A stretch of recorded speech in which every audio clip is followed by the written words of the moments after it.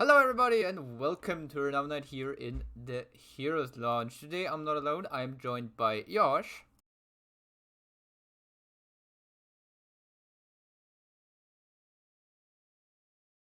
Okay, and today we are going to see a Rare Cup game. Oh wait, is it Rare Cup? Epic Cup! Rare Cup is Division 6 and 7 and Epic Cup is Division 4 and 5. And today we're going to see Unstoppable against Sloth Sanctuary. On the sides of Unstoppable, we see the top 4 team of Division 4, and on the side of Sloth Sanctuary, we see the top 5 team of Division 4. They're both in the higher division of their cup and also pretty close together, so you might think, hey, they must have played in the season against each other. No, they did not.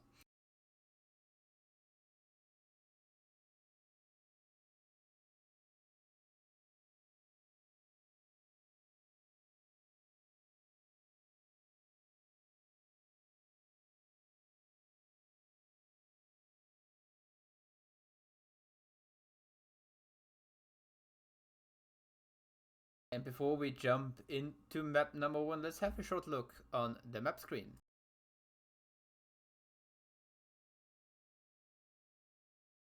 Yes, we do. And we see from the side of Unstoppable, they remove the Ultrac Pass and Volskaya Foundry. And on the side of Sloth Sanctuary, we see Battlefield of Eternity and Cursed Hollow removed.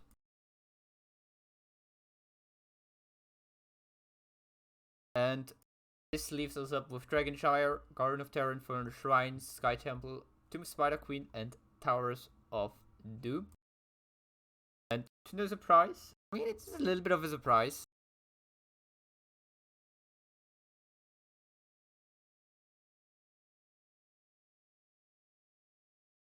Especially with Infernal Shrines, though.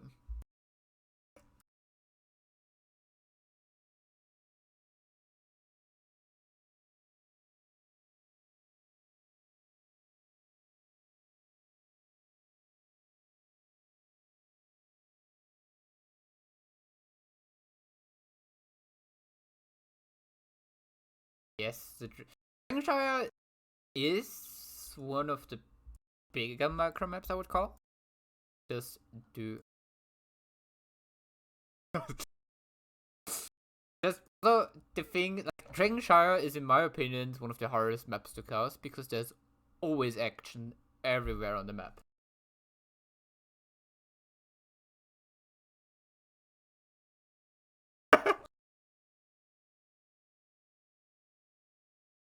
But anyways, this is the first map. And if you just look at this map, you see one of the maps which is rarely played is Garden of Terror, which will be part of the off-meta map tournament, where you have time to sign up until the 11th, where you will see the maps not played in the Heroes Launch map pool and the others, and Garden of Terror, which is the least played map.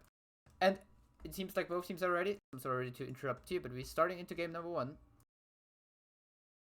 Dragonshire.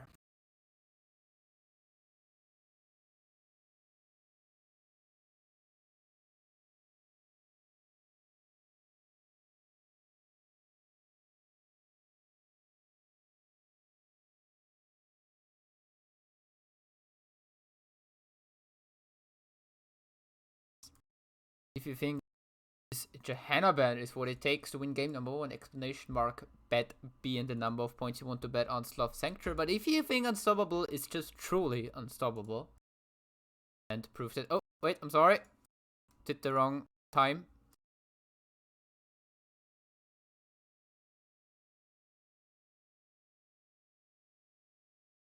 Here we go again, exclamation mark bet B if you think Sloth Sanctuary will win this, or exclamation mark bet A and the number of points you want to bet on Unstoppable, exclamation mark points if you don't know how many points you have, and you've got the bans coming in the meantime.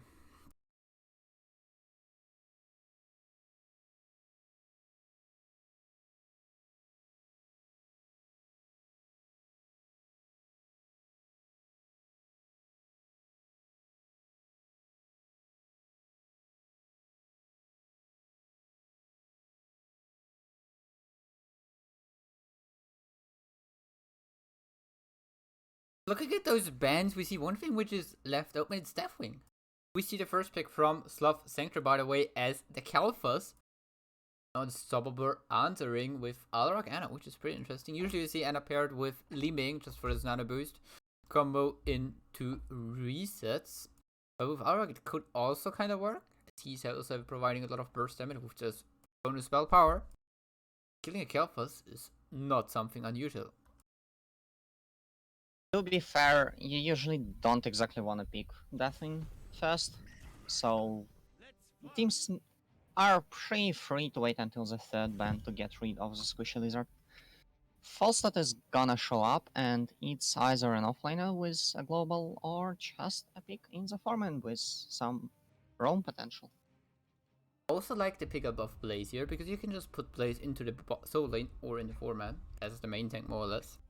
They also have a lot of stuff open. If you put them into the 4-man to go with Kalphas, you already have a lot of fire coming in. And now Unstoppable, removing the probably strongest soul laner right now in the game, or at least on Dragonshire, with banning out Rexxar.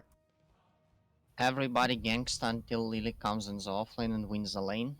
Anyways, yeah, Raxa will hit the peanut gallery, and it's the last chance to ban things. Notably the Deathwing, which, I mean, you have put highlight on, so let's just not stop and hype the Deathwing pick up for the moment where that will never happen once they actually pick him. I mean, a lot of Sloth Sanctuary now see the Vala ban coming up, which is quite interesting. Notably, that's a Vala ban after an Oriel ban, so yeah, why not just Banana? Ban Vala Brawl, Greymane, now the pickups from Unstoppable, so refusing the picking up the Greymane, they already have the option to go into the Cursed Bullet and want to say no to Deathwing. I'm actually interested. Why are you trying to put the spotlight on the Deathwing so much? Because I love Deathwing. I want to see him. Nah, I've heard him play some Deathwing and he's just quite a lot of fun. I mean, fair. But if my dreams of seeing Artanis are not happening, your dreams of seeing Deathwing will also not happen, because Artanis is objectively a better hero in any single possible way of the word. I don't want to argue about that one. Meanwhile, we've got Sonya and Rhaegar as the pickups from Sloth Sanctuary. So on the side of Sloth Sanctuary, we see the cat on Rhaegar being picked up, and Sonya, the good old 2016 soul lane against Thrall. That's not a bug, that's a feature, says Unstoppable as they lock in an Obrak for the last chess and draft. And yeah, here we see it. Is it toxic to ask if the Anup pick was a bug? I mean, he's not banned, I'll tell you that. Like some other heroes. Keep in mind, Phoenix is still banned due to the bugged 10% movement speed he got baseline. And the Air Ella is no longer banned as it got fixed apparently. Wow, Blizzard actually fixing bugs, that's a new one. Anyways, on the bug train, which is important, train is still banned, but I think teams stopped caring about it a long while ago, or at least they stopped caring in Rare Cup down there where I live and cast. So let's see if anything will actually happen. With the thing is, with the train mount, the bug is really something you can abuse, but you don't have to. Like Greymane Warring Form mounting is like something. Yes, it's nice, but it's, I don't know if you really want to abuse it and lose a game to abusing such a bug. Or like Dragon Form. The strategy is to make your opponent not notice it, and then just win the game. You have to make sure you're not getting cast in this game. Well, that's a good point. That's why we're not telling them if that the choo-choo drain interaction with the Worgen is banned, and we're definitely not telling them that they are abusing it, if they are abusing it. Because we're casters, we're just observing, right? We're not telling anyone. We're just observing.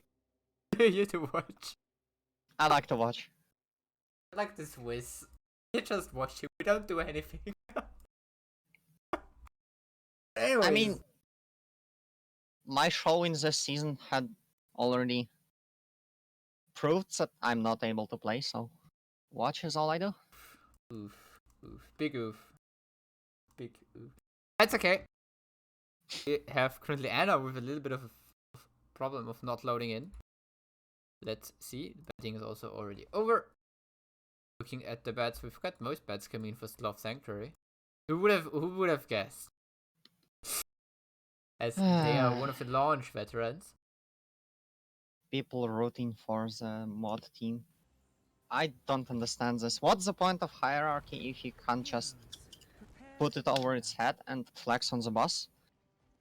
But anyways, let's start to the left. In blue with Unstopable. We've got Yukora on the Thrall. Suspect. A bit suspicious, yeah. On the Alrak. Bibo on Anna. Enciferum on Adabarak. And last but not least, CN Itam. Sinitam. Playing the Cremain.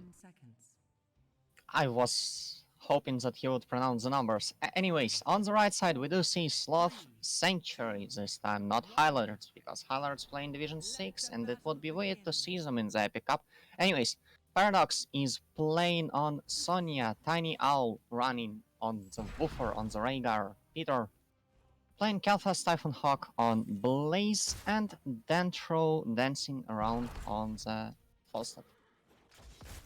Yes, looking at 1-7 so far, we've got the E-build from Alrak with the Extended Lightning, Sleep Dart for Annas, Shield build for Anubarak, Bribe on Falstad, of course Mana Addict on Kalphos and no Convection meme game. Very interesting to see Spurious Blow and Sonya. I don't know, the offlanes on Dragon Shire tend to take a lot of time, and it's usually really a grind unless one of the teams ganks top lane, which Sloth Sanctuary have just done. Nice first blood. Losing any experience with the rotation, but Pro will in top lane as the minions are about to run into the towers. But will it be enough? I don't know. Close. He will lose 1 or 2 minutes, that's okay. But now we've got the 1 minute mark, so both teams looking at their siege camps, but the team in blue already going aggressive, looking for an invade apparently. Because when looking at the siege camps, you don't forget to look at your enemies for a chance at that. Unfortunately, they do notice the fact that they are a bit outnumbered, because Greyman is still taking his own siege camp, and therefore will decide not to entertain us with a fight. And meanwhile, we've got top lane, already battle starting to happen between the two soul laners. Oh.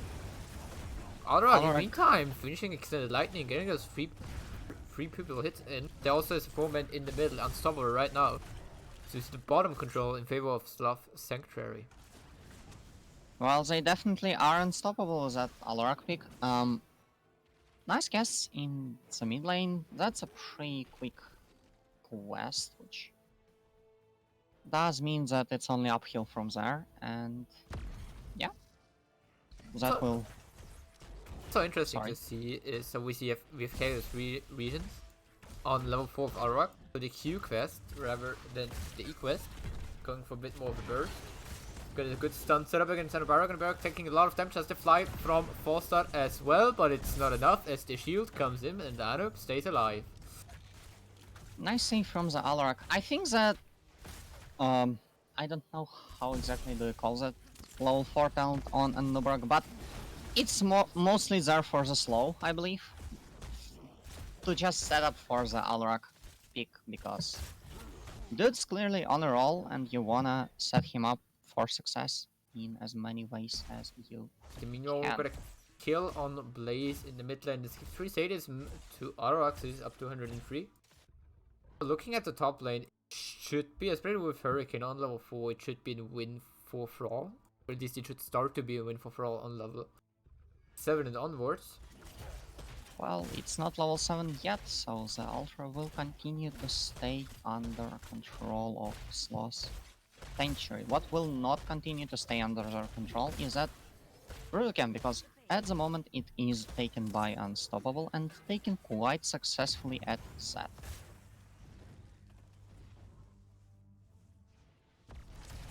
Samu is probably AFK, so let's catch this fight that's happening. Nice engage from the Nubrak on top of Peter, and I'll AFK, no worries. yeah. Warning that when chat command doesn't work apparently, casters, it's me and Josh, so Samu Josh. For you Clavis. Got a nice fight here in the bottom, and Blaze goes down again. It's another sick free sadism for Alarak. Got level 7 coming in now, so he opts into Dissonance for more silence duration rather than the increased range, which we usually see from Alarak on level 7. Yep. Sonya going for the life fund on level 7, so she goes for a more... She wants to stay on the wave, clear the wave, and heal up there. While going for the E-Quest with Maelstrom weapon, so he will stack up in the long term and will at some point just kill Sonya with it, probably. Yeah, Yukoro was a pretty interesting adaptation. I'm pretty sure that most players choose Ancestral Wrath, or however that talent is called, because once again my game is in Russian and I don't know English, so I don't know how these talents are called. But yeah, the quest is notably infinite, so eventually he will start going somewhere, and that's a big thing about the draft of Unstoppable in general. Eventually, they do have Alarak that's scaling quite well, they do have Greymane that's arguably for me is also quite a good scaling pick. And the Thrall who's now picking. Currently see them going very aggressive here, invading the siege camp, but Anubarak dropping very low. He has to go out. The siege camp is not taken by Sloth Sanctuary. They forced Anubarak to leave the point with a lot of damage. I mean, if the enemy team does not want to take their camps, might as well take them, right? Unfortunately, the enemy team showed up and wanted to take the camp, so... Guess another day. You just have and patiently wait for it, and eventually the moment will come. Oh, that E from Alarak blocking the engage. We also got level 10 in now for Unstoppable, so they have the advantage with the ultimates. We do see Cocoon, we do see go for the Throat. Earthquake, which is already used, that's an interesting development in the solo lane.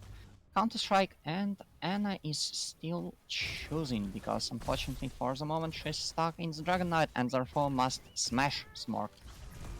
That's a Gust attempt. That's a Gust attempt on only Alarak, and not a good one in my opinion, because they kinda botched the follow-up there, which is unfortunate, but a Nubarak is a thing that they will be able to take, and that Cocoon pick it did not exactly work to save the blue team. This big commitment towards the bottom lane from the side of Sloth Sanctuary. So in the meantime, Anna and the Dragon being able to just take down the mid lane, taking down even the fort. Kelford also finishing now his mana edit quest. Plays on 12 out of 15 globes for new habits. Narak so far hits 7 out of 15 people to get the first bonus damage on his level 4 talent, Chaos Regents. So yeah, on the other side we see, as experienced in the previous fight, we do have Mighty Gust, we do have Phoenix, also we have Bunker Chosen, Ancestral Healing, and Wrath of the Berserker. Now, I am quite bad at Sonya, I'll be quite frank at that, so I don't exactly understand why everyone chooses Wrath of the Berserker. In my opinion, the percentage would be much closer to 50, because Chomp is also a pretty good ult. Thing of Wrath of the Berserker mainly is it's just an amazing tool in the 1v1 that does more damage. It also increases her self-healing because she heals out of the damage she does. Which is pretty amazing, and this way she's able to pull away a lot of people. And even with, the thing is, even with a Bruiser camp, then she can just push in hard against the Thrall or someone, which is pretty amazing. Speaking of pushing hard, that's 4 men in the top lane getting the wall down. Which is something that never happens in my games. If my team picks Dragon Shy, I might as well just quit the voice chat after the draft, because I know I'll be spending 10 to 15 minutes there alone, probably encounter egging. But usually it's just a 1v1 brawl, so seeing that amount of attention that both teams give to their solo lanes is pretty impressive for me. But we've got the next kill against Blaze coming in here as Unstoppable really putting the aggression on focusing Blaze down, which is very well done by them. Blaze misses one globe, then he gets Unstoppable from using Pyromania, which will help him out a lot, staying alive in some points. We see top lane being pushed in by Sonya. Here we see the ref coming in. The Thrall knowing he cannot do anything right now. But he also knows that his foreman is arguably better than his opponent, so he'll take it. He'll just stay and try to... Blaze, Bunker, the Phoenix coming in to save them, but there was also the Cocoon in the meantime on Rega, so no Ancestral Healing. Ancestral Healing coming in combo against Scalpel. Scalpel's taking a lot of damage. They got 2 zone, but it's not enough. Another boost is dropped on Alarak. A lot of damage coming in. Blaze going down as well. That's 2 kills for Unstoppable. Alarak is looking for a third. Controls the damage done while the foreman is killing everyone else. Kalphas falls down alongside Blaze. Notably, Kalphas the first, not Blaze, death of Sloth Sanctuary at the moment.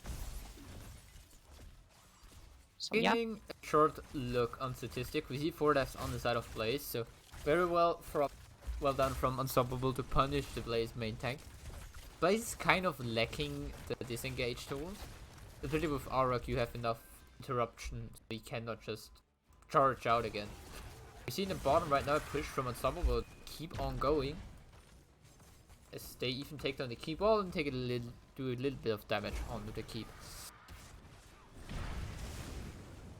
I mean, yeah, your solo lane is winning, so what?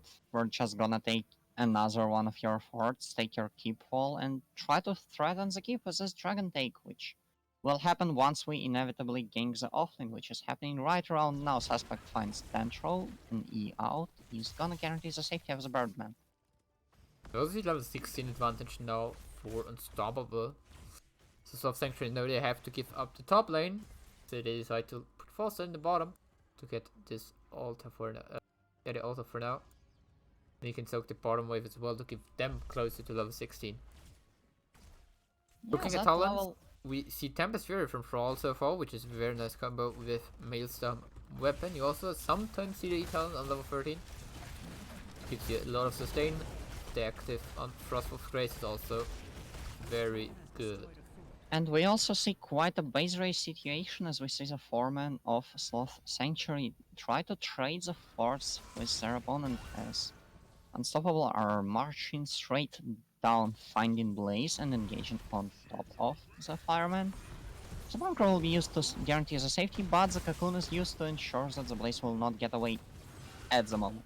The Earthquake also is coming in now. There's the silence against the Blaze. Blaze taking a lot of damage, but there's the healing, but it's not getting through. His Go for Road is here to finish him off, and 2 more kills for Unstoppable. Down out moves on Alarak.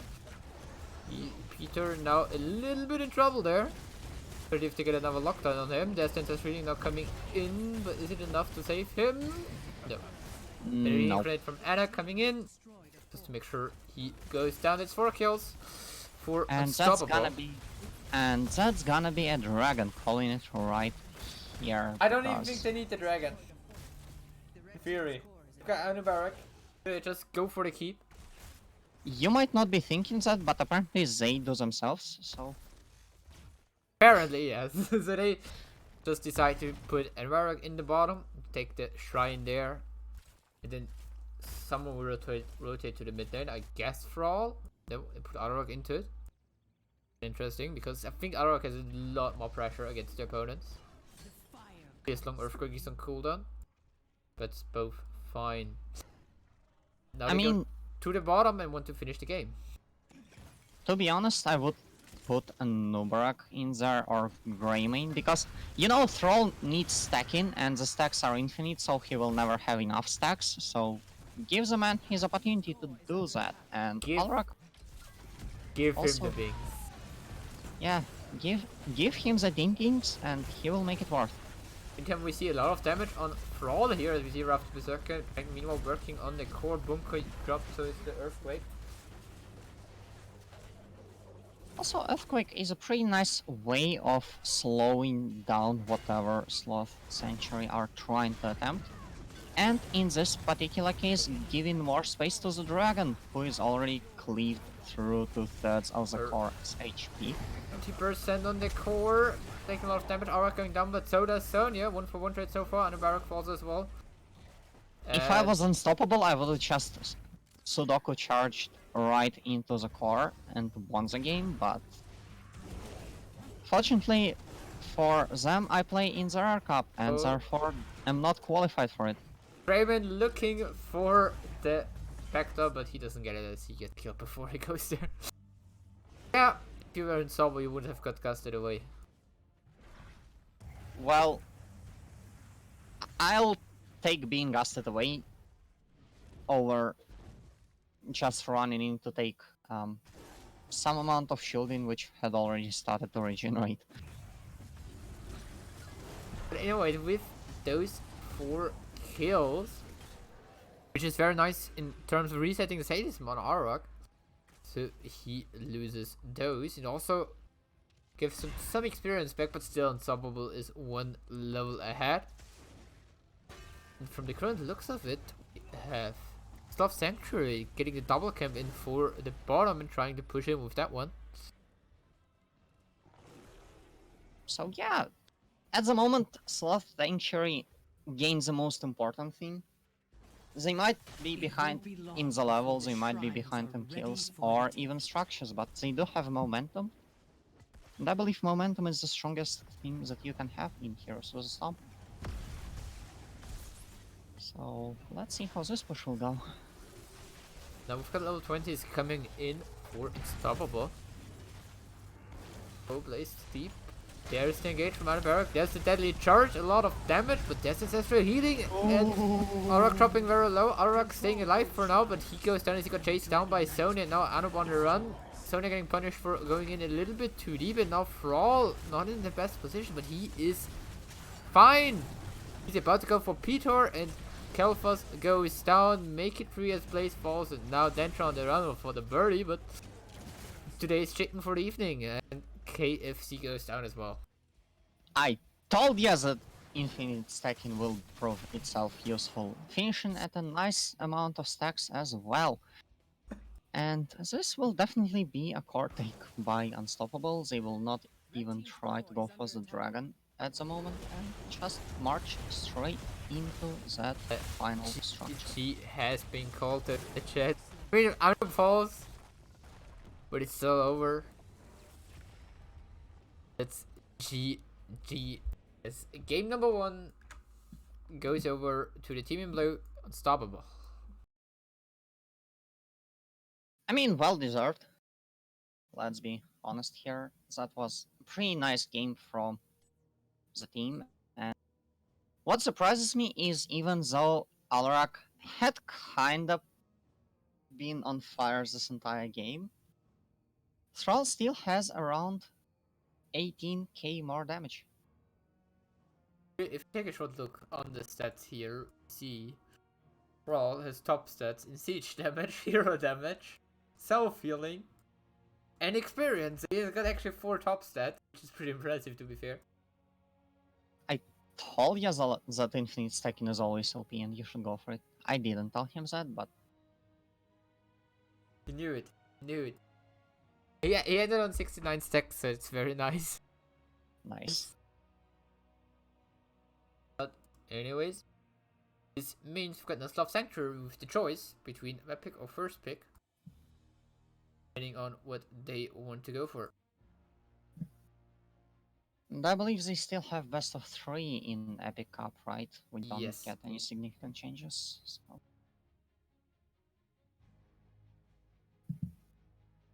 Taking a look at the map so far, we still have left open Garden of Terror, which is very unlikely to be seen. Infernal Shrines, which is, I think, the best guess. There we go. Then we've got also left up Sky Temple, which is actually the second least played map. But Garden of Terror had all this season so far. without the group stage, without the playoff stages. 33 games, and Skytown 34 games. Imagine playing Garden of Terror dance game. If It I will be remember the least correctly. picked map in the offlane meta tournament as well, calling it right now.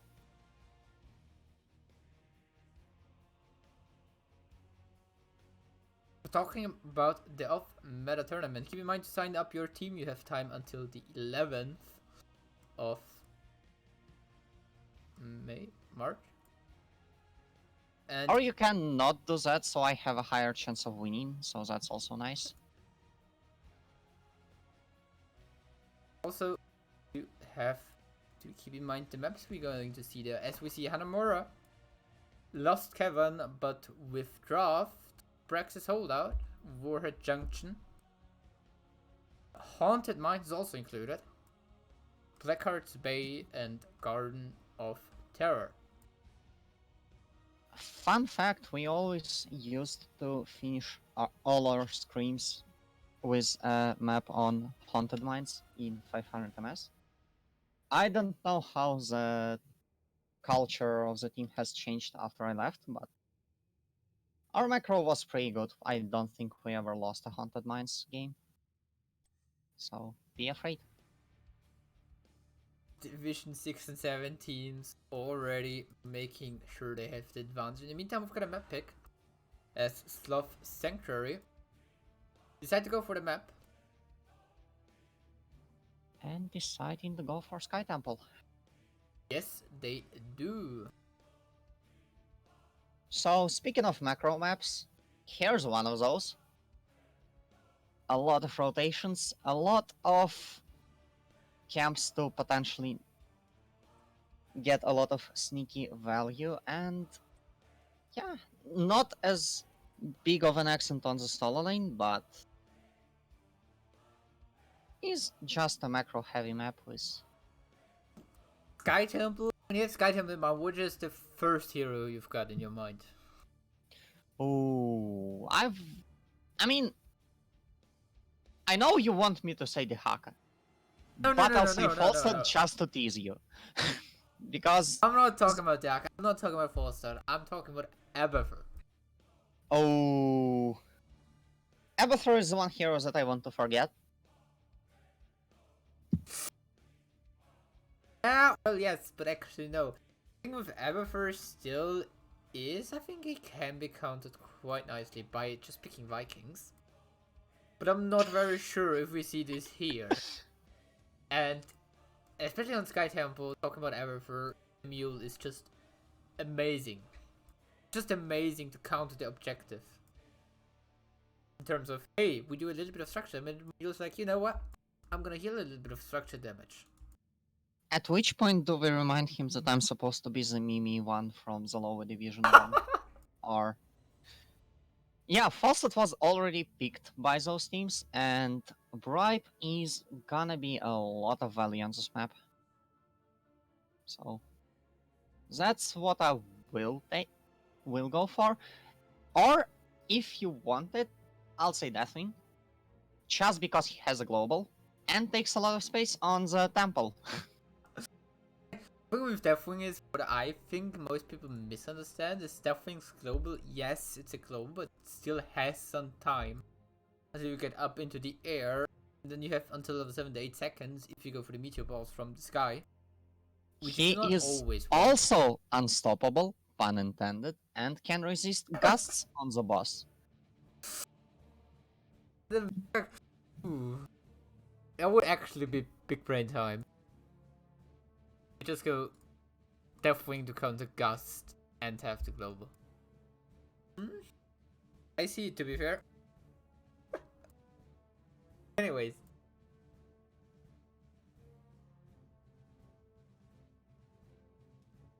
We have both teams in the lobby, but I think one of them needs a short toilet break.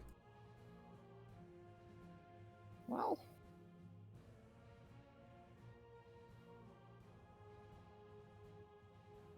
Check. are you seriously saying ready right after they called 3 minutes for toilet break? It took some time, okay? Called it 2 minutes ago, okay? So It's been exactly 3 minutes, 5 seconds. I gave them 5 extra seconds. Ah, Always the people not being in time. Jesus. yeah, Disappointment. as a person that overslept on the last time he was assigned to cast an actual playoff day, uh, you know, at least it was cancelled in the end, so.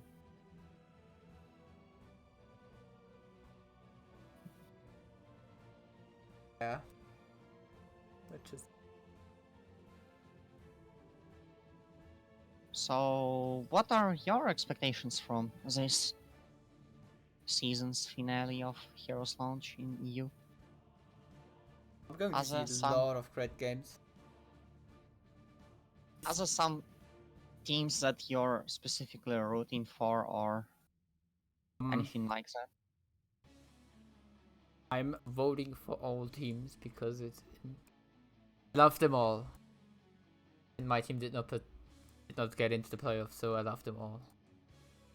Imagine not getting into the playoffs, SMH. Says the one who almost got in the bottom 3. Fortunately, we didn't. So I guess we will be playing in Division 6 still, not 7. Well, Typhoon is still away. I think having a Typhoon away is better than having a Hurricane right in your house. I was about to blame the managers, but that's also a good stroke. So, continuing on the light entertainment train, what is your favorite solution for MS? It's a great cheat. I have to admit it's a great cheat. I'm still kind of rooting for Mega Slipper. There was another one which great. Yeah, that's Mega Sleepers is a solid one. Speaking of which, can I just advertise that one because Go ahead. I believe they are actually playing their game on the 8th. I want as many solutions. I want to gather as many of those before I start the first match. Also, Dentro has typed in ready. Are Unstoppable there?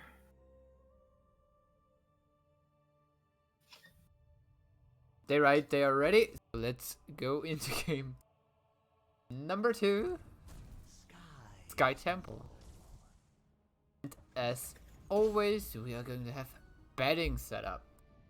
So if you think Unstoppable were truly unstoppable in game number 1, exclamation mark bet A and the number of points you want to bet up then, or if you think Sloth Sanctuary, the launch veterans have what is needed to come back into this game number 2, exclamation mark bet B and the number of points you want to bet on them. See, and that's why you watch official casts instead of me. They have fancy overlays and fancy plugins.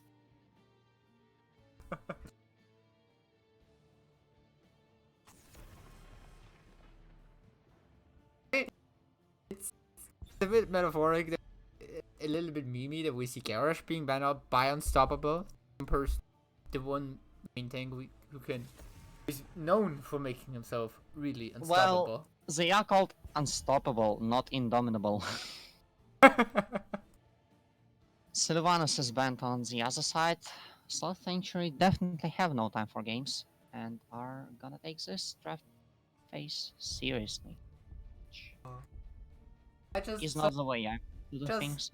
just saw the last entry on what MS stands for and doesn't my soul in it. Sorry, but just gonna root for that one. That's the best.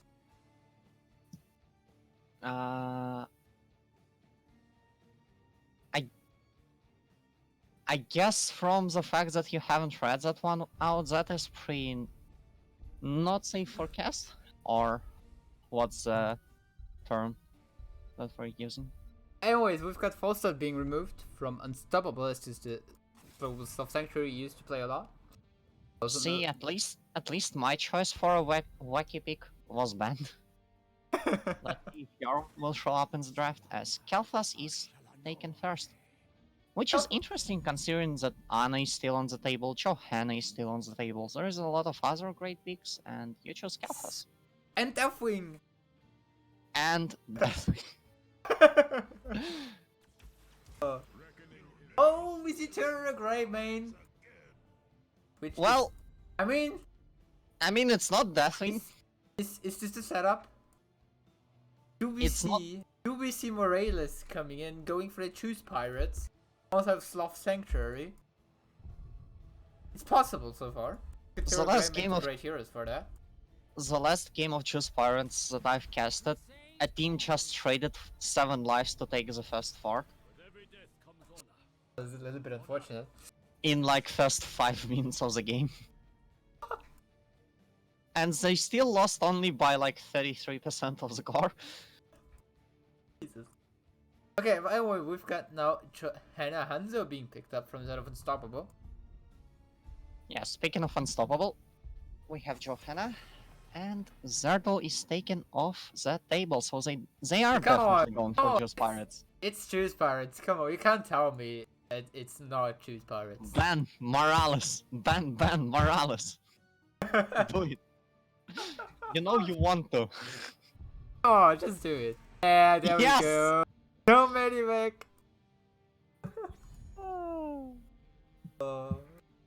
The stinky cheese have Okay. been prevented.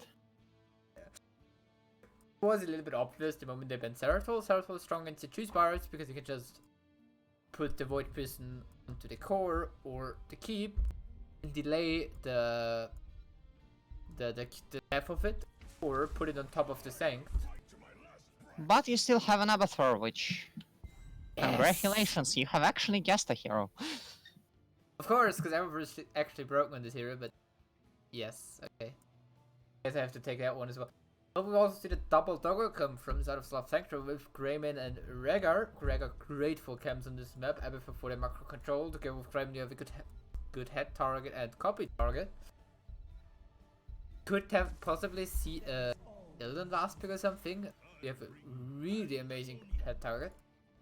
First of all, we see the 2 last picks from Unstoppable as they have Oriel as the choice of healer for them, and they paired with Chen in the solo lane. You know, at least they took Chen away, because based on what I've been hearing from all of the solo laners that I talk with on a regular basis, Abathur Chen is not exactly balanced. Oh, But really? Abathur Illidan is an OG combo, and I respect that decision. So yeah. Thing is, Chen in himself is already amazing as a hero, so I think you don't even need the Abathur head. Just have him in mind. Back like 2 weeks ago or something, I played Chen in the solo lane and went up against Abathur Illidan. Was at level 500 Illidan, I just whipped him. If I would have streamed it, I would have had to censor it.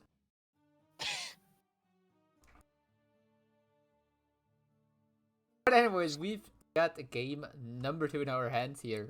Sanctuary in the red. They got my Abathur pair with Illidan. I love it. I've got a Delphine picture, but they don't pick him. I feel sad. Some will be for the draft. I hope they pick Deathwing, I hope they pick Deathwing, I hope they pick Deathwing, I hope they pick Deathwing. Some will during the draft. Ah, they're not picking Deathwing. Some after the draft. I love them, they did not pick Deathwing, they picked Illidan Abathur, which I absolutely love. Nice allegiance. It's a great combo too. You can't deny that one. I mean, it's bringing me a lot of memories which I would rather not have in my mind. It's also the perfect timing for that. Why not? Get it out. I have a little bit of a slow loading screen. Just throw it back to my beautiful face and text with the Osh. Harvest season was more than half a year ago. You need to get some new potatoes because all the old ones have rotten away. Which is unfortunate.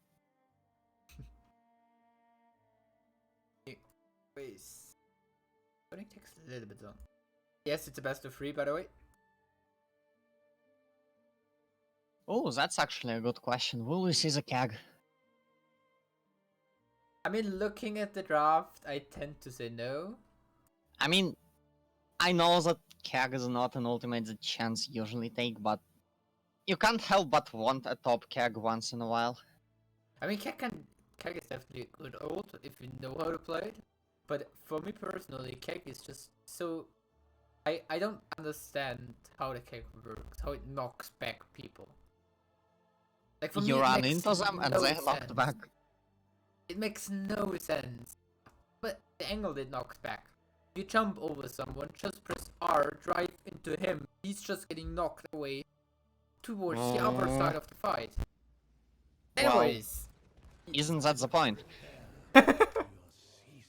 In the wrong direction. Anyways, we start this time on the right hand side with Sloth Sanctuary trying to come back in this game number 2.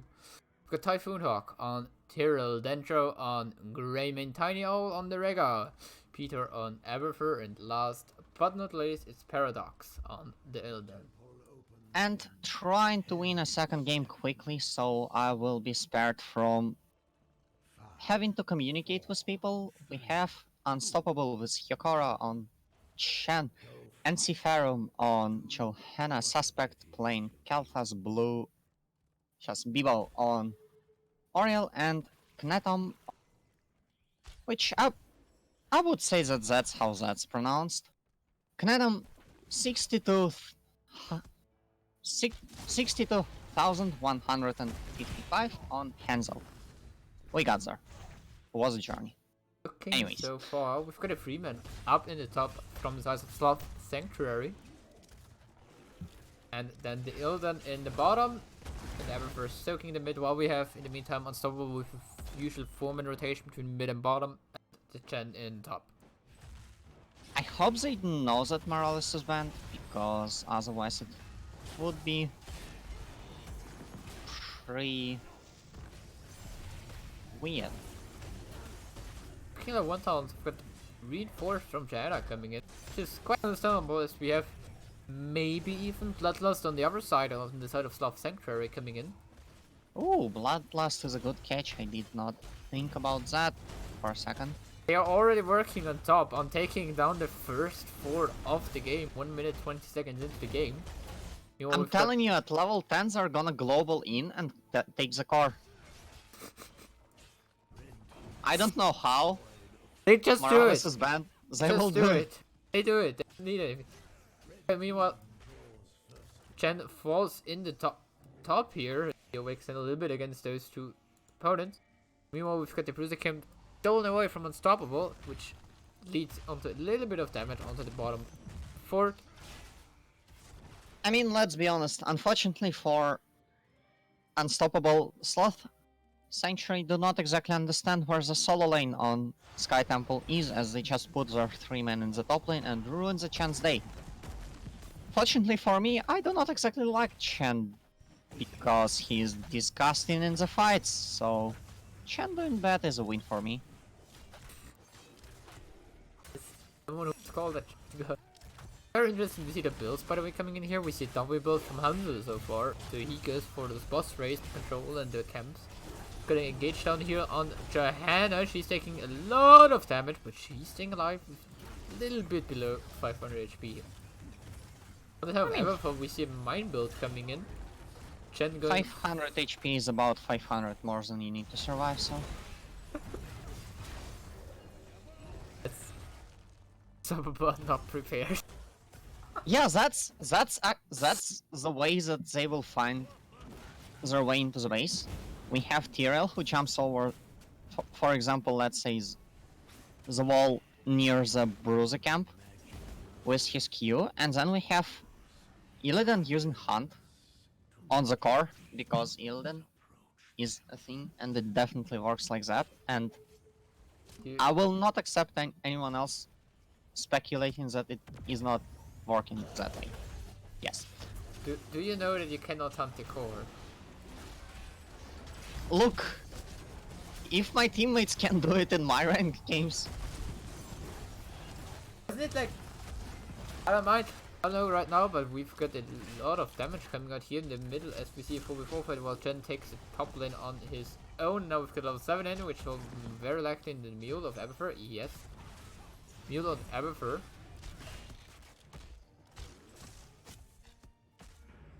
Abathar is doing the soak. Done. Well, Unit. You can only target units. So you cannot target the core with... have you looked at that core? That... sorry, not that core. That snake is an absolute unit, my friend. So many damage could fit inside of that car. Slaps roof of car.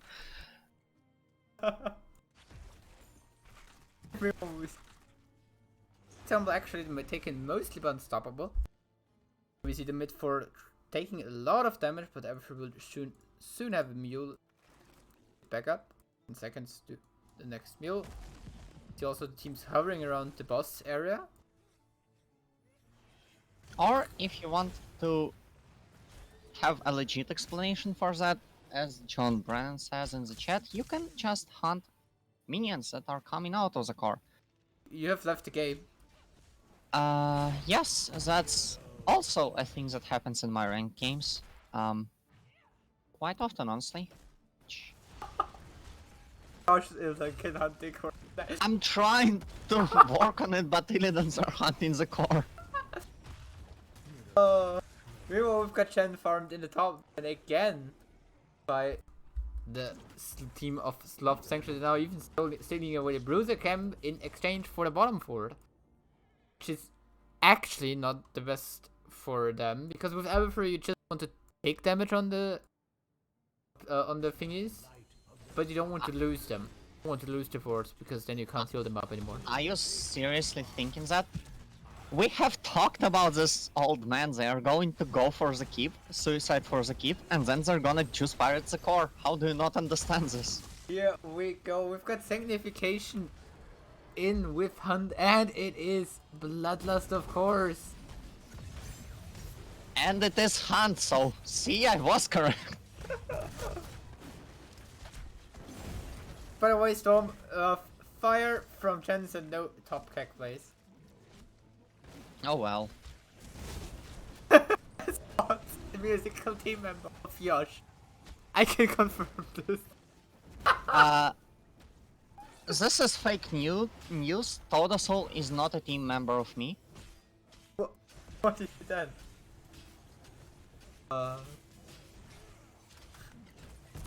The boss meanwhile pushing in the bottom lane, he's just getting left alone. I mean, okay. in the defense of Sloth Sanctuary, they are playing just pirates. They don't care how much damage is inflicted on their structures.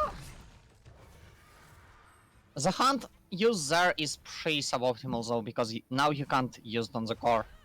And as we all know, hunting the core while the keeps are still up is the best way of hunting the core. Yes. And now we've got the Bruiser Camp is about to be taken by Sloth Sanctuary, and they maybe go for another top push.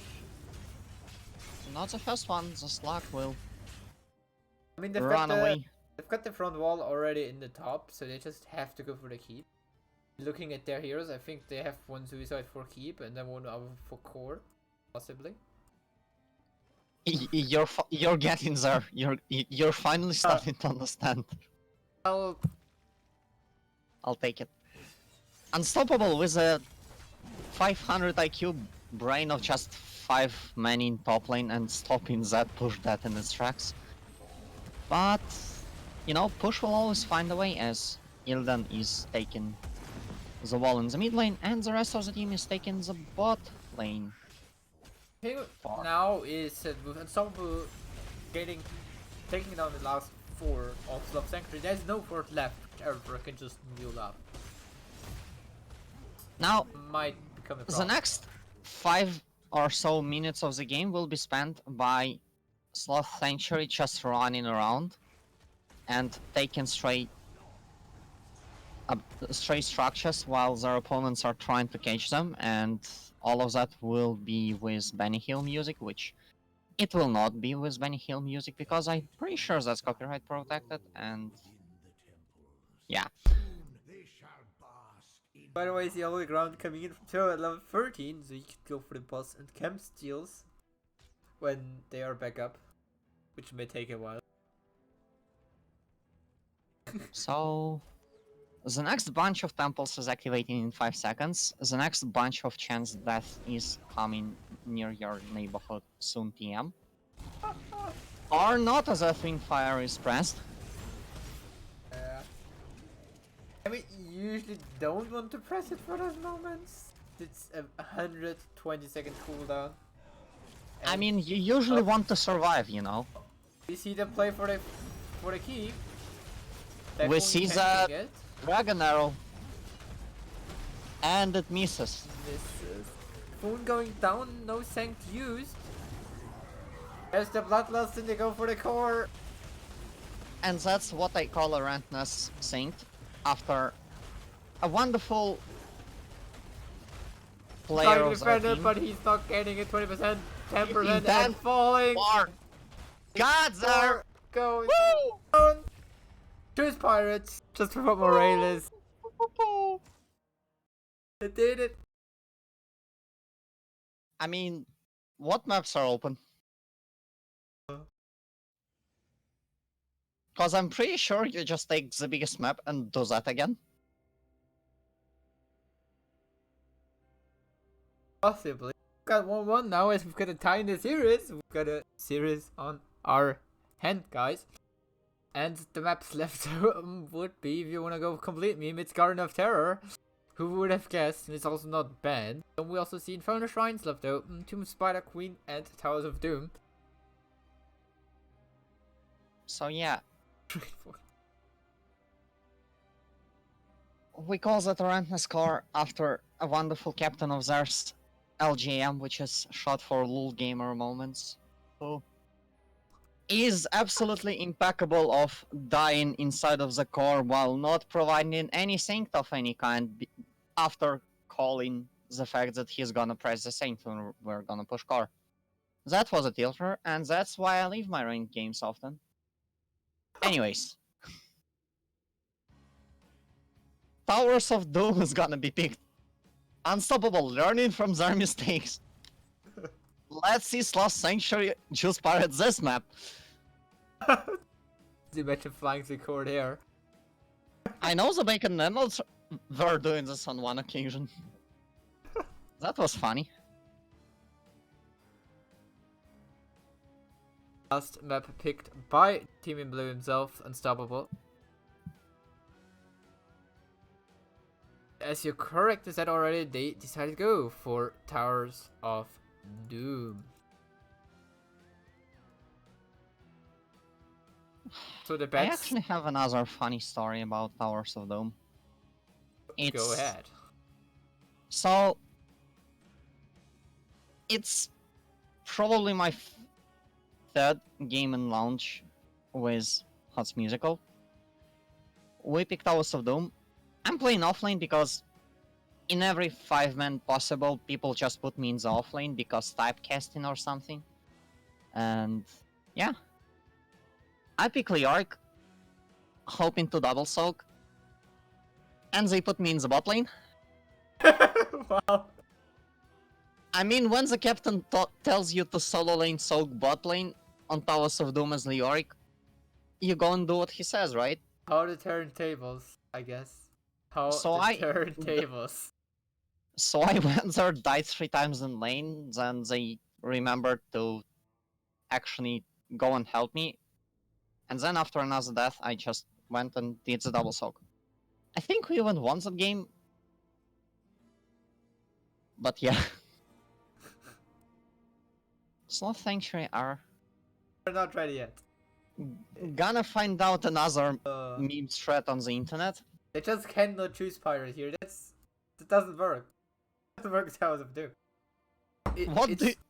It's time. So, it's time first for, of all, time for Uther Tyrael to just sanct Divine Shield the cap of an altar. And it cannot be interrupted. and Oriel for the res. So First of all, you were saying that Hilden can't hunt core, and then that happened. Now you're saying that they can't choose pirates on Doom. So, Well, I mean, well, yes. Let's see what happens. Maybe we're gonna see Deathwing this time. Keep in mind, he was ignored through both of the last two games. So that was, I don't know. Wasn't that the clutch challenge? Yeah, we got the Deathwing pictures in. I mean, yeah. We also got the Cabot's best friend pictures in, so Cabot's best friend is guaranteed to show up in the Nexus as the next hero. And it's gonna be picked before Deathwing in the series. But from the looks of it, Sloth Sanctuary is ready to go into game number 3. So we go in for Towers of Doom. First pick this time on the side of Sloth Sanctuary again. So let's see. I mean, that's the time when they start to pick up the late night Storm League comps, right? Gonna get your Cho'Gall, Deathwing, Oriel, Butcher in there. Honestly, I'd love to see Cho'Gall or Deathwing. I think I have to stop expecting Deathwing. Just because he's completely ignored through all of the drafts. To be honest, that would be the best adaptation in the series. Anyways, And- Beddings is up against exclamation mark bet A if you think Unstoppable will be unstoppable in this game number 3, exclamation mark bet B if you think Sloth Sanctuary will find a way to choose Pirate the Core.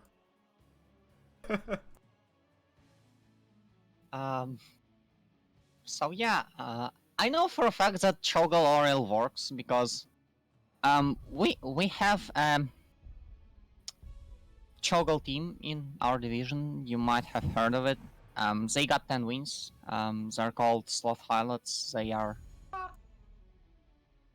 I'm pretty sure they're gonna smash their group, even though their group is technically the best possible combination of teams that they could have drawn.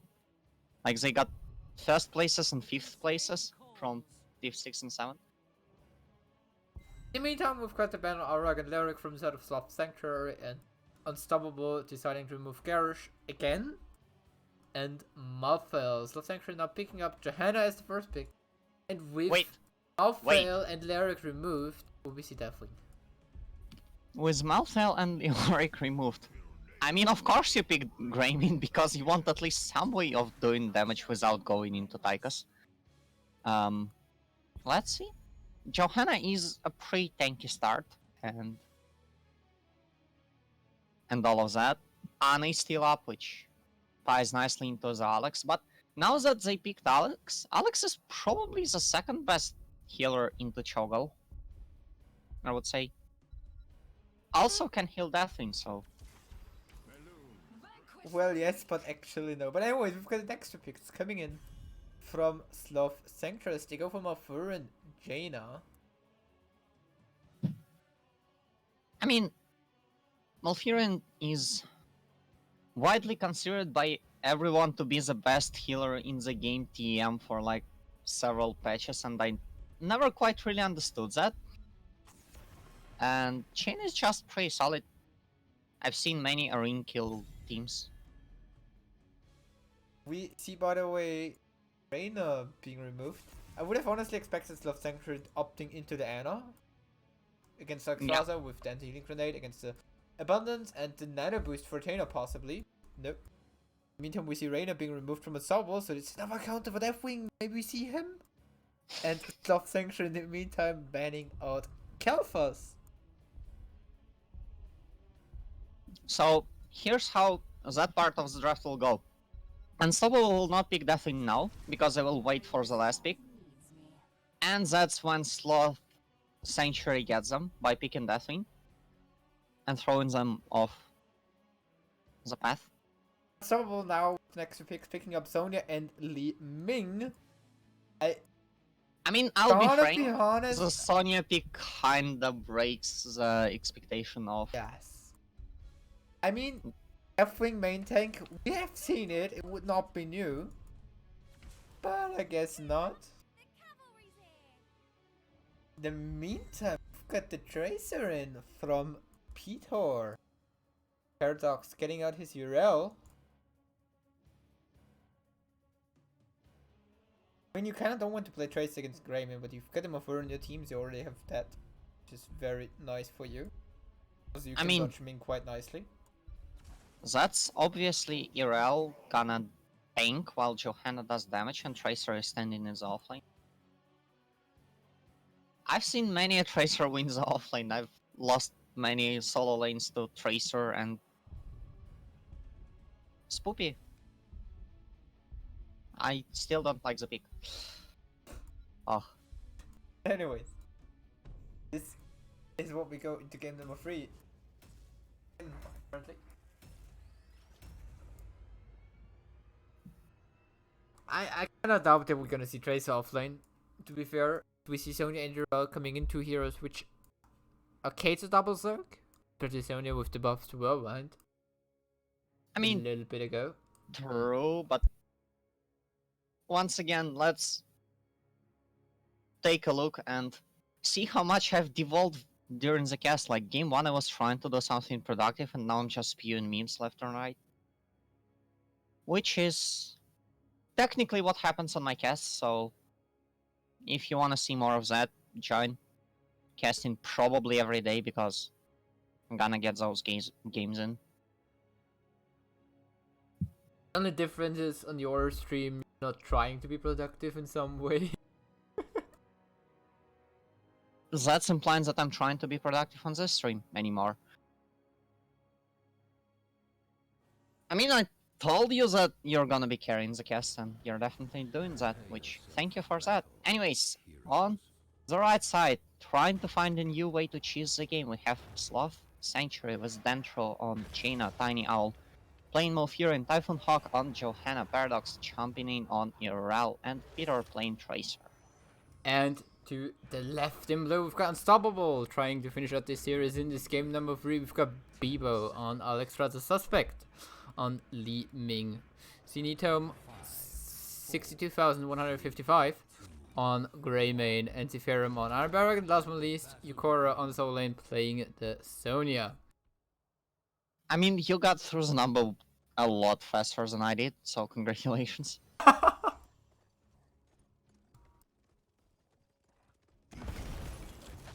Okay, level 1 talent is Dauntless coming in from Iralt, so getting those 50 physical armor for 2.5 seconds.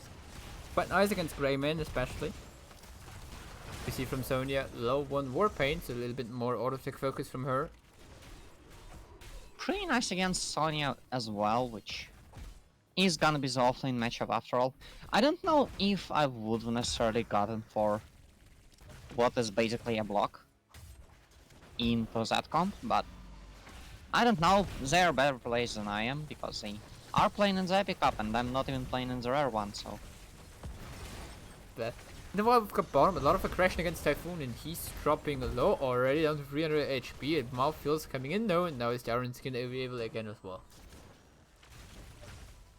We already see some people in chat questioning the uselessness of Tracer, as Peter runs around doing damage, hitting his bombs unlike Tracers in my rank games, and generally leaving the game of his game.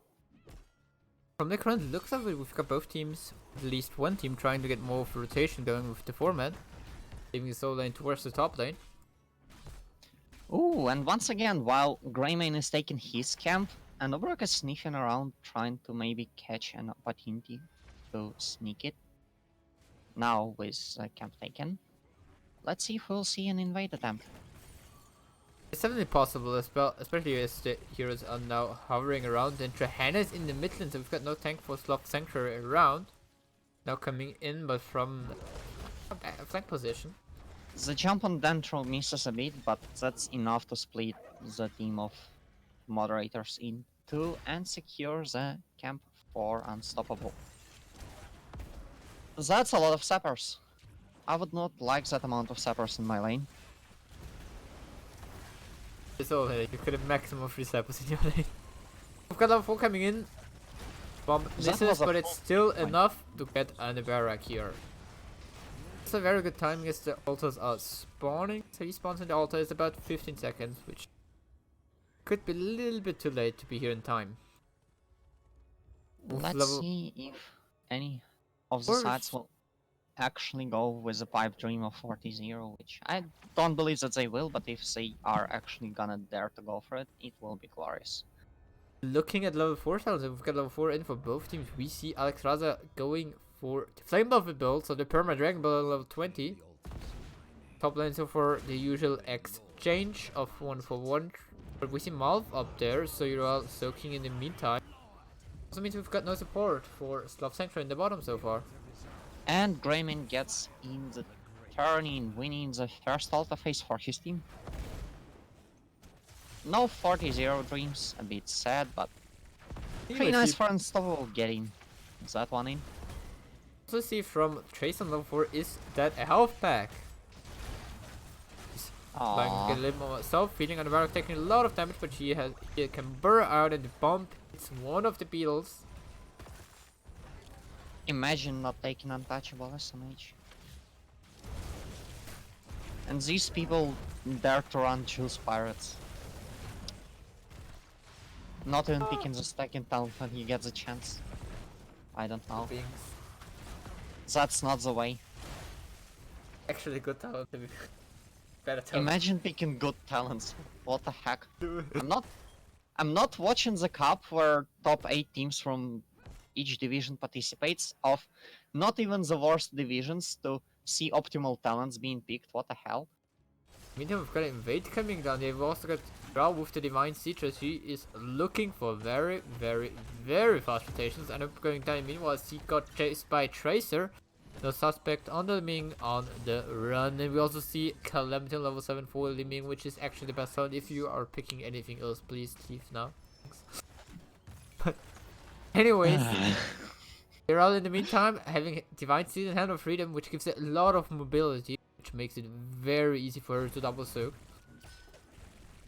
Another bug squashed. Peter is doing this quicker than the HOTS development team. Is sad, but is how the things are gonna work. The ultra spawns in and Tiny Owls is already on top of that one, but the interrupts come in and we see a fight there. 4v4 for now, Paradox already joining in, but Hiporo is also there. She's only joining here, so this is going to be a 5v5 fight. Both teams about the same level. No one near to 10. A lot of damage on B-Bomb. Alexander traces in his face. Will it be enough? No, it's not yet enough to finish off Alexstrasza, but it's enough to finish the meme. And that's gonna be a kill snatched by the Tracer as Irel gets in the turn-in and equalizes the score. You see, oh, Tracer going in for a lot of damage on Anno, but he's able to burst out of it. I'll be honest, Chief, not a nice start for Unstoppable so far. They got the first altar phase in, but they are 3 kills down and have not been able to find one yet. While their opponents will be enjoying level 10 off. Looking at the experience stats so far, they're behind 1,700 in heroes, yes, but they're also about 1,000 ahead in minions. So they're actually doing the better job right now in soaking. Both teams hitting level 10. We've got Dragon coming out from Alexstrasza. She stays alive. Meanwhile, we've got the counter kill on Shayna. And now Typhoon Hawk and Trouble Cocoon on Tracer. Go for the throat to finish off Malf and Johanna. Now Tracer's the only one left. And Peter goes for the desperate kill on Bieber, but does not get it. It's 4 kills. And Poppin was correct in his prediction, saying around 1 minute into the game, just cocoons the Tracer and kill Malf. Is exactly what happens there. Well done, Unstoppable. Putting themselves in the lead. Level 10 in for both teams. So we also saw the cleansing flame coming up from Alexstrasza, which actually clutched her.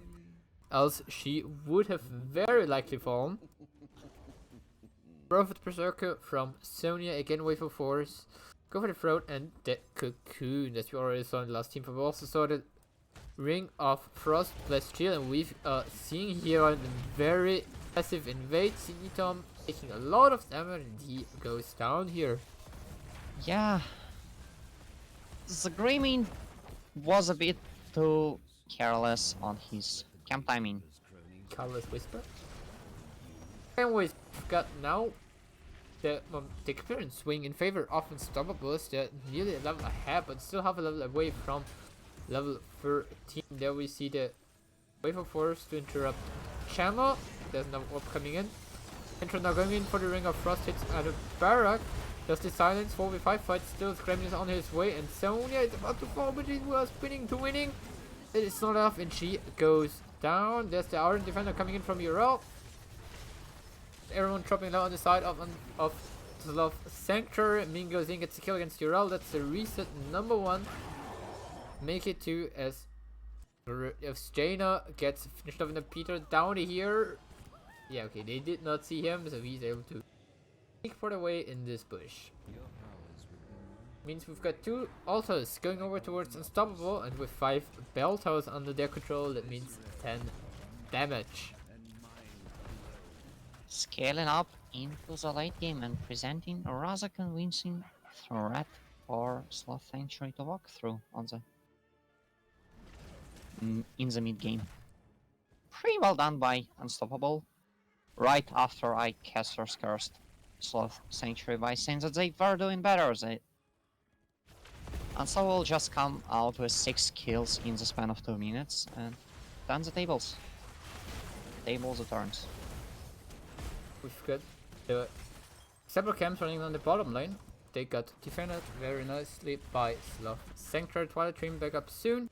Iron Defender still on 40 second cooldown. Go for the throat. Has 15 seconds and 5 seconds for Wave of Force.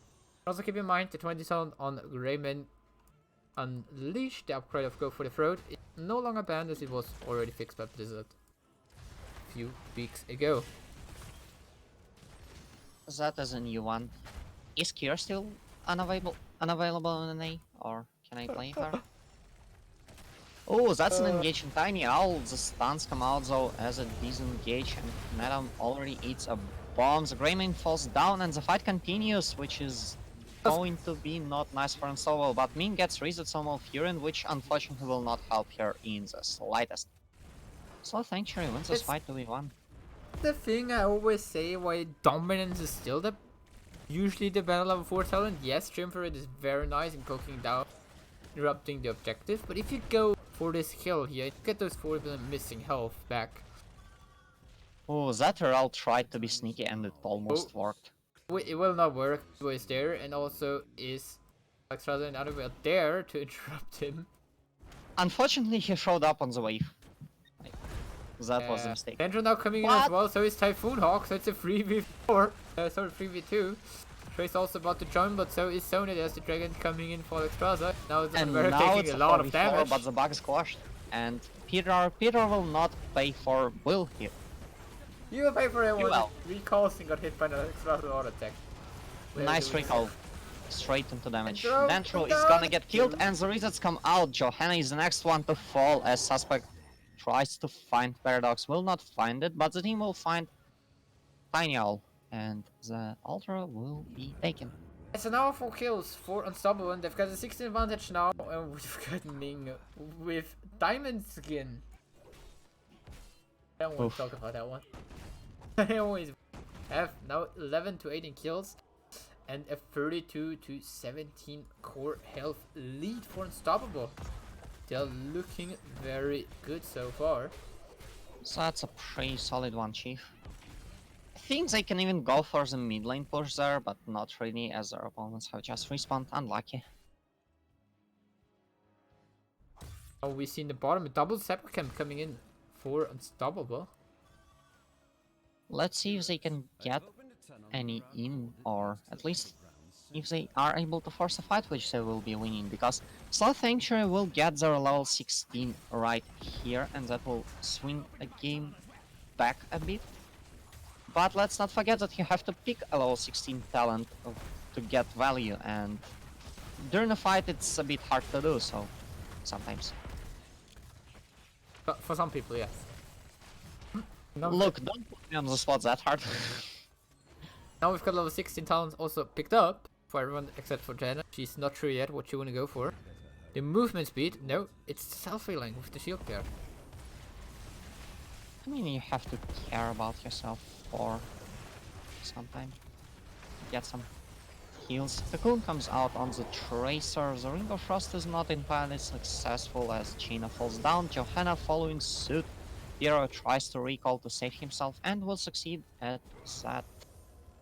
That's Unstoppable coming out with 2 kills and no, that will just put them on 2, but then they are in the boss range, which is important. Sonya. Yukora will be not fast enough as this 3-man is here to punish the Sonya, but Kinda Luber is low. already here with the stuns. With the interrupts, Bubble is popped by Irel, the Tracer is popped by the enemy team. And Paradox will survive. But Unstoppable will take the altar. Diving for Tiny Owl, I don't think that's correct, as Paradox will ensure that Li Ming is dead. Meanwhile, we've got Sonya trying to go for boss, but she knows it's not the correct place. She decides to not go for it. But now the second all three I mean, in this phase channeled by Unstoppable, so Top Sanctuary is down to 2 health, and now Unstoppable was trying to force a fight at the boss. If they get the boss, it's game over. A lot of you damage can on just Anoop, and Anoop wait, goes down. but you also can't not go for it. Johanna is healed as Irel jumps for Alexstrasza and actually succeeds at killing her. The Ring of Frost comes out, will not save the Jaina, unfortunately. It's in the end a 2-for-2 trade here around the boss, but Tracer already respawned while Ming still has 10 seconds. Yeah, they just fall back. Decide to go. The fact that Sloth Sanctuary died first saved them in this fight for the game, so next time you in, don't forget that it does mean that you respawn faster if your team gets a trade. See, I even justified it. It's okay. Okay, in the meantime, we've got bottom siege camps taken by both teams. And the team in red, Sloth Sanctuary, trying to push bottom a little bit, but we also see Sloth Unstoppable now having the level 20 advantage. So possibly going in for a play around the boss. See from Alexstrasza we see on Ruby Wings, no flame buffet on Dragon Queen auto attacks, which might be a mispick.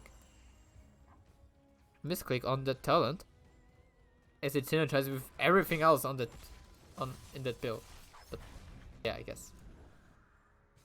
You know what else synergizes on that team? Leaning with skills, and they are sure trying to get something out of Tiny Owl as Malfurion dies. Liming is unfortunately popped very quickly afterwards. The Tracer is cocooned, and Sonya is trying to find a Jaina for herself. Let's see. He's just running and slowing her down. He's like, you know what, you can try to get me, but I'm faster than you, you know? He has a nice sidestep to dodge the spear. It's a 1-for-1 trade. It was an attempt, okay? The bubble is popped by Irel. Typhoon Hawk is interrupting the altars, which are actually spawning in, and that altar taken spawns Paradox dropping low, but he's spells right. death for Sloth Sanctuary. The only thing that Unstoppable need is this altar, one of those, and they will get both because we see a death from Dentro and we see a death from Peter. It's 4 kills. It's another 2 kills for Unstoppable, and that is the core going down. That's G. G is Unstoppable, is able to take game number 3 and take the series in their favor. Sounds like a victory to me. You have to only play 3 matches in the group stage and every win counts. Now, the best part I think about it is that it was 3 games, so at least Sloth Sanctuary are able to take solace in the fact that they have a map win, which map wins are actually surprisingly important. They decide a lot of group stages, or at least it was the case last season.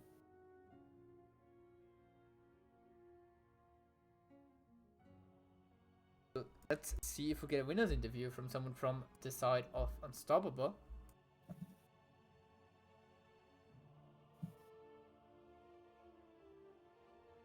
Well, Also, when we take a short look at the group, we see Unstopable and Sloth Sanctuary being the two teams of Division 4 in their group. They're kind of the favorites to advance towards the playoff day. I hear what you're saying, and I present you with this. My argument is simple math. 5 is bigger than 4. Therefore, Division 5 is the better one. Well, yes, but actually no. You can't just... We're going to see, but first of all, we are going to have an interview with Nitom from the side of Unstoppable. He's already waiting in the interview room for us. Hello! Hello. Congratulations, first of all. Thank you. Starting with map number 1, you look pretty dominant there. Yes. It definitely felt so. Well, you already had that feeling that you are going to win this just due to the draft? What do you mean by the draft? Just looking at your draft, do you think you drafted your opponent? Yes, I think our draft was better because they let Anna open and the Anna Alarak combo is very strong. Also, we block Kaltas with the Anub. So they can't kill our tank and the backline can follow.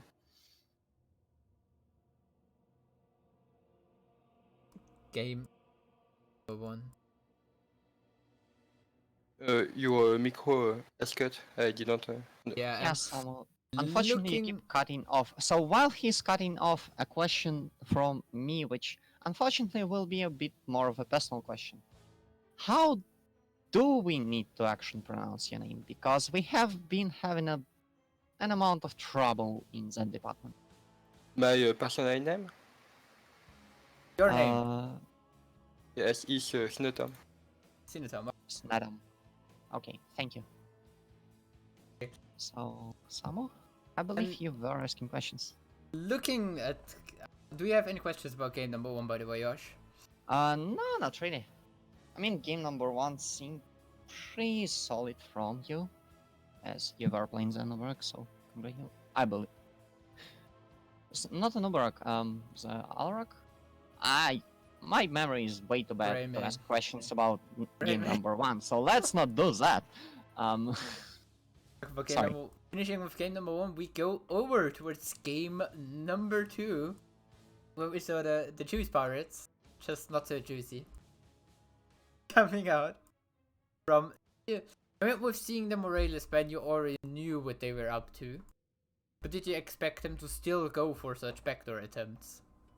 No, we didn't expect that macro game, but we have seen the TRL, so we need to take care of rush core and the had rush core.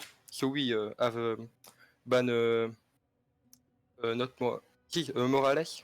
We have ban Morales for the compo with the Medivac. But they go to another comp for macro and we made so much error. We let Urso lane alone and we go for the T2, the T2. And it was a mistake. And that cost us the game. Yeah, it costed you the game. In the end, you had Ilden on the call, which is quite annoying. Anyways, you had Ilden there on your core, which is like, you know, the fly, when it just is very annoying, you just are not able to hit her. Yes. That's Ilden on the core. I was blocked on my quest. Any questions from you, Josh, about game number 2? I shall proceed to not embarrass myself by trying to remember any details about the games that we were playing today. So yeah, proceed with the interview. Let's go. Game number 3 is maybe your memory is a bit better. Any questions from you immediately? No. Okay. Once. Okay. One thing I see in all 3 games is you completely ignored Deathwing from both sides. Did you not have the fear of him being picked up from the opponent team? We also saw you picking up Grayman 2 times. It's very good Yes. counter to him. You already had him in the back mine. Or were Yes. like just like, no, we don't care. Oh, it's really a pick, and also Grumman is very good against Tracer. With the big AA and the ult, I can quite if she has only half HP, I can one-shot her. And what about Deathwing? The big dragon. Finally, the real questions.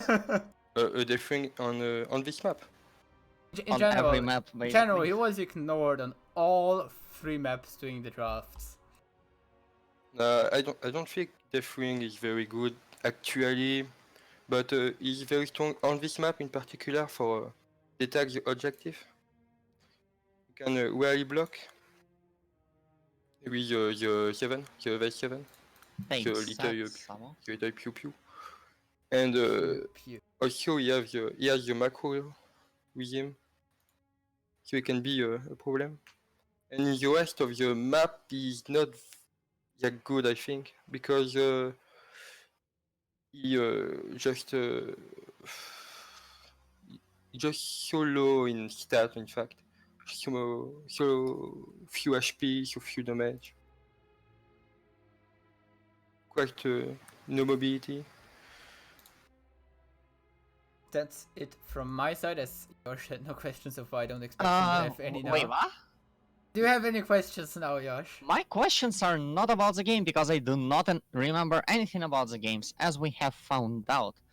Anyways, you have played against another Division 4 team, and people generally believe that Division 4 teams are better than Division 5 teams, so that would be the hardest match for you. What are your predictions? Where will you end up in this group? What place? I think the very strong team we can lose against them is the Go for Cocoa, Call for Cocoa, something like that. They have a really strong tank, and they have wiped us in the precedent phase. So I think we can do a really good final, but if we play against them, it will be really hard. And the rest of the team, I think we can, if we play our game, we can really win. Thank you for that. Any shoutouts from you? Thank you for all my team and the opponent team, because it was a really interesting match, especially the second game. Thank you for the interview. See you. See you. Good luck in the next game that Thank you'll you. be having. Have fun out. Here we are back in our room. Thank you Just everybody for yeeted watching. me there, SMA. Yes, I did. I have the power to do so. Any last words from you, Josh? Last words. I don't wanna go. I don't wanna die. Please don't. Don't shoot. Thank Pico? you everybody for watching. These were the last words of Josh. Hope you enjoyed it as much as we did. It was a great series. Thank you everybody, and keep in mind you will see this series soon if you missed something on the YouTube channel. Oh no. Wait, yes. what? Yes, it's going to get uploaded to YouTube. Whoa, oh my god. I've embarrassed myself so hard. Oh well. Thank you everybody for watching. See you. Good night. Have fun. It's mandatory after all.